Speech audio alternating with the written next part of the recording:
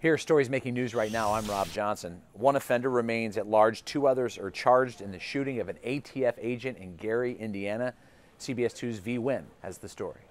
Hi everyone, I'm V. Wynn with CBS 2 News. Federal authorities are now looking for 25-year-old Bernard Graham, wanted in connection to a shooting that injured an ATF agent. We know it happened during an undercover operation in Gary, Indiana to buy illegal guns. ATF agents have been working with an informant to set up a time and place to buy those illegal guns. And during that meeting, the informant checked the bag that was handed over and discovered the bag had pots and pans. Federal authorities say 19-year-old Blake King, who's now in federal custody, pulled the informant's shirt to cover his face, and that's when Graham and 28-year-old Raymond Truitt fired at undercover agents. They were sitting in a car. An agent was shot but is expected to make a full recovery. Truitt was shot and killed at the scene. Federal prosecutor filed a criminal complaint against Graham and 19-year-old Blake King. A third suspect, like we mentioned, Raymond Truitt, died during that shooting. Meantime, House Speaker Mike Madigan moves to fix a sexual harassment scandal. Derek Blakely has the story. House Speaker Mike Madigan is now taking steps to try to limit the damage from the burgeoning Springfield sexual harassment scandal.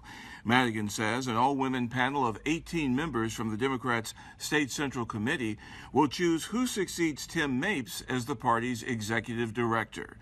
You recall Madigan fired Mapes on Wednesday, just hours after a longtime female staff member for Madigan accused Mapes of sexual harassment. The scandal now is also fueling pressure on Democratic gubernatorial candidate J.B. Pritzker as well. He is an ally of Madigan.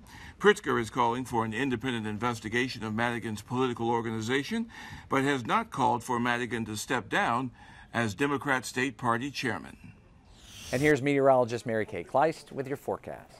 Well, with that old stationary front laying around, we have thunder chances at times for your weekend. Not a complete washout, but just know that we could have passing showers and some heavy downpours even with the rain activity. But temperatures now all day have been very cool at the lakefront. It's only 59 downtown in Chicago, 64 Gary, 65 in Waukegan, and we're at 77 inland in Ottawa. So with the winds generally off that cool lake, you can see that easterly flow at about 10 miles per hour at O'Hare, 8-mile-per-hour winds in Waukegan, and that's because we're on the cool side of this system.